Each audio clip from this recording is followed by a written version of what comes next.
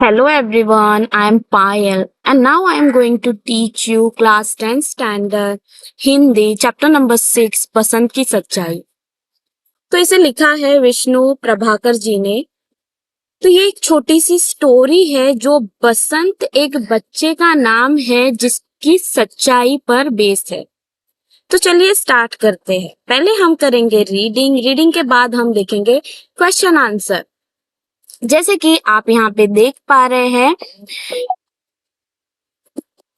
छात्र इस इकाकी में चित्रित बालक के चरित्र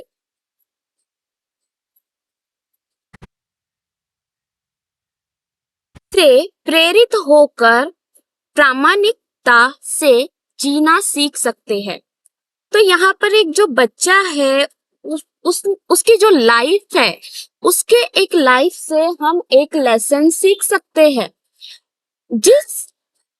जो कि बच्चा बहुत ही ज्यादा ईमानदार होता है, तो हम उसकी लाइफ से एक लेसन सीख सकते हैं। प्रामाणिकता जीना सिखा सकता है वो लेसन आपको। यहाँ पर पात्र है यानी कि कैरेक्टर है, इसमें एक बसंत नाम का बच्चा होता है, एक गरीब शरणार्थी लड़का यानी कि बहुत ही मिडिल क्लास भी नहीं, बहुत ही पुअर होता है, जिसका नाम होता है बसंत। एक बच्चा रहता है प्रताप, बसंत का छोटा भाई। बसंत होता है उसका एक छोटा भाई होता है। इसमें एक पंडित राज किशोर जो कि एक नेता रहते हैं। 3 कैरेक्टर हो गए। और डॉक्टर तथा 2 राह चलते व्यक्ति, एक डॉक्टर होता है और 2 ऐसे ही रास्ते से गुजरते हुए 2 लोग होते हैं। अब यहाँ पे हमारा आता है पहला दृश्य यानी कि जो हमारा फर्स्ट सीन होता है, यहाँ पे वो आ जाता है। स्टेज पर सुविधानुसार एक बड़े नगर के बाजार का प्रतीकात्मक दृश्य, आने जाने लेने देने का शोर, फेरी वालों की पुकार। यानी कि यहाँ पर एक बाजार है, बाजार का सीन है। वहां पर आते जाते हुए लोग हैं, काफी ज्यादा शोर है। और जो बोलते हैं ना, जो शॉप वाले होते हैं, शॉपकीपर, वो जो कि आवाज देते हैं कि सामान ले लो, सामान ले लो, इस तरीके की वहां पर पुकार भी सुनाई देती है। उन्हीं के बीच में एक लड़का नंगे पैर, फटे कपड़े पहने, हाथ में सामान संभाले भागता हुआ आता है।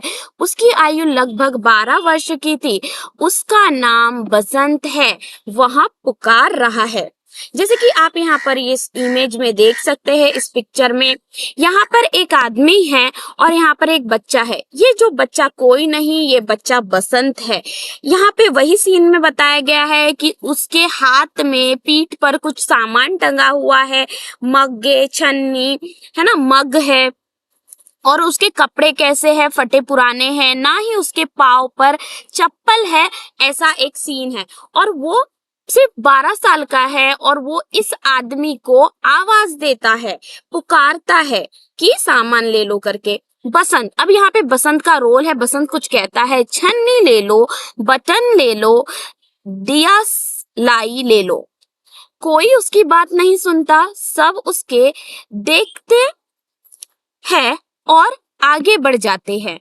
तो हर किसी को वो आवाज देता है कि सामान ले लो, लेकिन कोई भी उसका सामान नहीं लेता। हर कोई उसे देखकर आगे बढ़ जाता है। इसी समय एक खरीदारी व्यक्ति वहां से जाते दिखाई देते हैं। वे मजदूर नेता व राजकिशोर है। बसंत उन्हें देखकर उनके पीछे भागता है।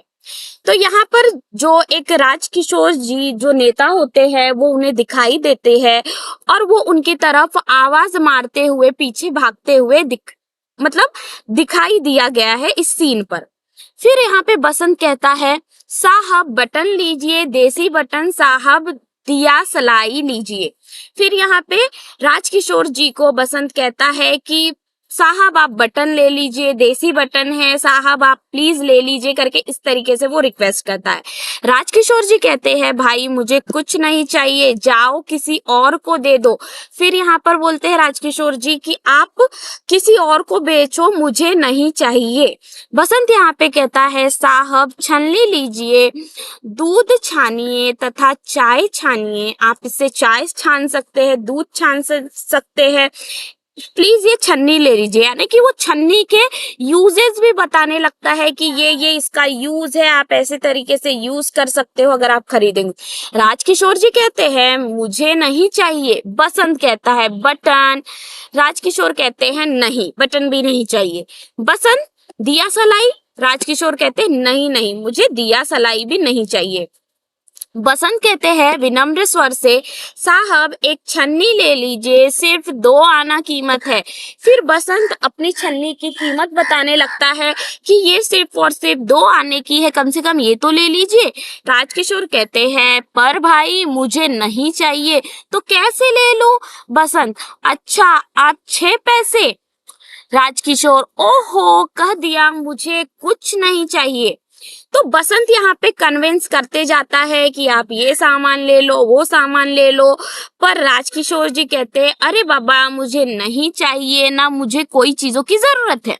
बसंत यहाँ पे सैड सा फेस यानी कि रुआसा सा फेस कर लेता है अपना। साहब सवेरे से सब कुछ अब तक के कुछ नहीं बिका, आपसे आशा थी साहब एक तो ले लीजिए। फिर यहाँ पे बसंत बताता है कि सुबह से मेरा कुछ भी सामान नहीं बिका, आपसे मुझे होप थी कम से कम आप ही तो सामान ले लीजिए। तो यहाँ पे फिर राजकिशोर जी कहते हैं जेब से 2 पैसे निकालते हुए तुम तो। फिर यहाँ पे राजकिशोर जी जो अपनी जेब से है वो पैसे निकालने लगते हैं और कहते हैं तुम तो अच्छा तुम्हें पैसे चाहिए, लो ये 2 पैसे ले लो और जाओ। फिर यहाँ पे राजकिशोर जी को लगता है कि बच्चे को पैसे की जरूरत है, इसलिए वो जेब से अपने पैसे निकाल के देने लगते हैं। लेकिन बच्चे को तो पैसे नहीं चाहिए थे, क्योंकि बसंत तो बहुत ही इंडिपेंडेंट स्वाभिमानी लड़का था। बसंत यहाँ पे कहता है एकदम से नहीं साहब नहीं, मैं पैसे नहीं लूंगा। वो यहाँ पर पैसे लेने से इनकार कर देता है, क्योंकि अगर वो सामान खरीदते तो वो पैसे लेता। राजकिशोर जी कहते हैं नहीं लोगे? बसंत जी नहीं, आप छन्नी खरीद लीजिए। तो बसंत की यहाँ एक ही रिक्वेस्ट रहती है कि आप छन्नी लीजिए, मुझे पैसे नहीं चाहिए। अगर कोई मुझे ऐसे सिर्फ पैसे भीख में दिए जैसे अगर कोई मुझे देता है तो मुझे पैसे बिल्कुल भी नहीं चाहिए, मुझे तो अपना सामान बेचकर ही पैसे लेने हैं, ऐसा बसंत का कहना रहता है। राजकिशोर अच्छा एक छलनी में तुम्हें क्या बचेगा? बसंत कहता है 2 पैसे। राजकिशोर तो बस पैसे ले लो और समझ लो मैंने एक छन्नी खरीद ली। यहाँ पे अब बसंत रिक्वेस्ट करने लगता है, तो फिर राजकिशोर जी कहते हैं कि तुम्हें कितने पैसे बचेंगे अगर तुम एक छन्नी बेचोगे? तो वो कहता है 2 पैसे। राजकिशोर जी कहते हैं अच्छा तुम मानो कि मैंने छन्नी खरीद ली और तुम ये पैसे रख लो। पर बसंत तो स्वाभिमानी लड़का है, बसंत यहाँ पर नहीं मानता। बसंत कहता है नहीं साहब यहाँ तो भीख है, मैं भीख नहीं लूंगा, आप छन्नी ले लीजिए। तो अगर वो ऐसे ही पैसे देता तो मतलब भीख दिए जैसा होता, इसलिए यहाँ पे बसंत कहता है कि नहीं मैं भीख में पैसे नहीं लूंगा, अगर आप छन्नी लोगे तो ही मैं पैसे लूंगा। राजकिशोर पर इस बात पर बड़ा असर होता है, वे सहसा उस बच्चे को देखते हैं, फिर जेब टटोलते हैं पर पैसे नहीं मिलते। अब बसंत के लिए वो यहाँ पे कन्विंस हो जाते हैं और यहाँ पर छन्नी खरीदने के लिए रेडी हो जाते हैं। लेकिन जब वो अपनी जेब से पैसे निकालने यानी पैसे ढूंढते हैं तो उन्हें पैसे मिलते नहीं। राजकिशोर कहते हैं भाई मेरे पास पैसे नहीं है, होते तो मैं जरूर लेता, नोट है, पैसे तो मेरे पास भी नहीं है, कुछ बिका नहीं।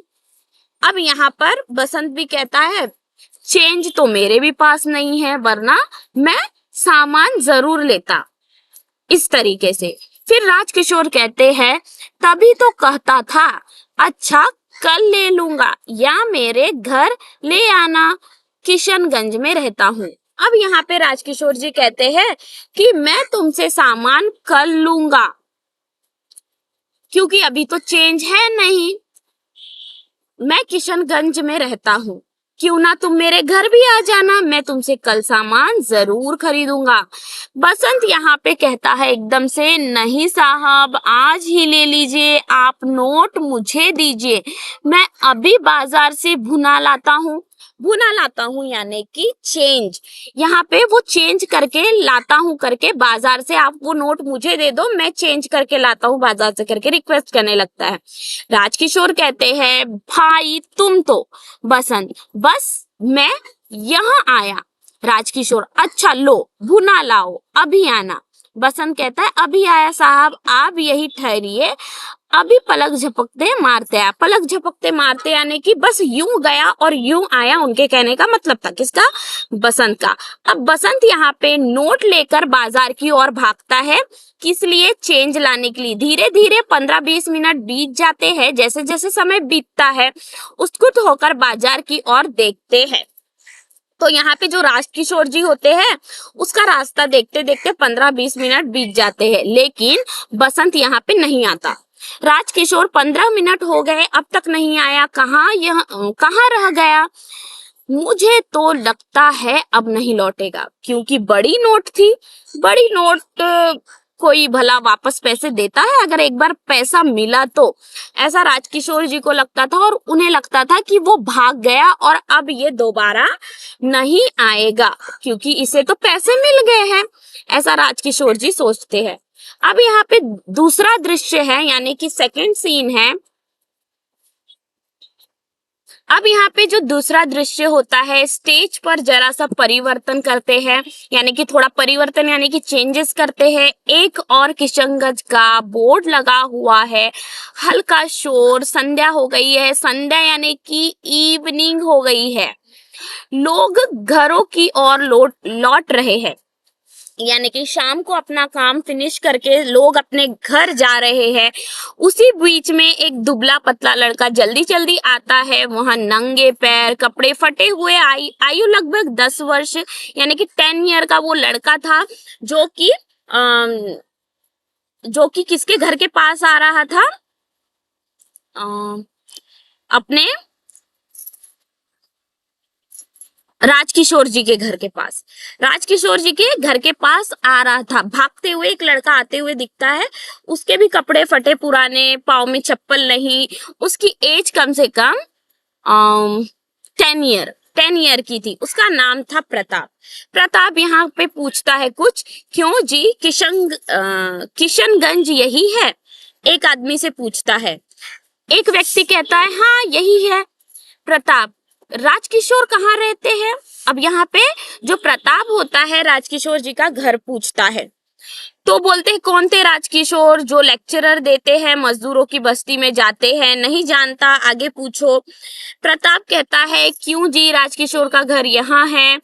दूसरा व्यक्ति कहता है, कौन? राजकिशोर जो मजदूरों के नेता हैं। प्रताप कहता है, हाँ हाँ हाँ, वही वही वही।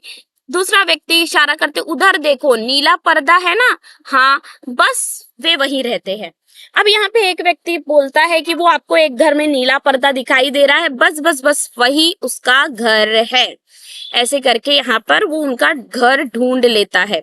व्यक्ति आगे बढ़ जाता है, प्रताप के नीले पर्दे का मकान सामने ही रहता है, तो उसे सामने ही नीले पर्दे वाला घर दिखाई देता है। प्रताप वहां सामने जाता है, राजकिशोर जी करके उनके घर के सामने आवाज देने लगता है। राजकिशोर जी यहाँ पे कहते हैं, कौन कौन है, क्यों भाई, क्या बात है, ऐसे करके वो उन्हें क्वेश्चन पूछने लगते हैं। प्रताप कहते हैं, जी मुझे मेरे भाई ने भेजा है। यानी कि जो प्रताप होता है, हमने पहले इंट्रोडक्शन में पढ़ा कि वो बसंत का छोटा भाई होता है।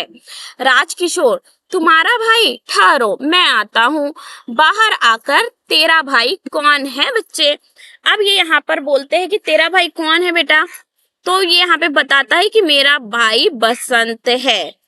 तो रिमेनिंग जो 2-3 पेजेस है हम नेक्स्ट पार्ट में देखेंगे। Thank you for watching. Please like share and subscribe. तो यहाँ पे जो हमारा दूसरा दृश्य है, तुम्हारा भाई कौन है, यहाँ से हम शुरुआत करेंगे। तब तक के लिए please like share and subscribe.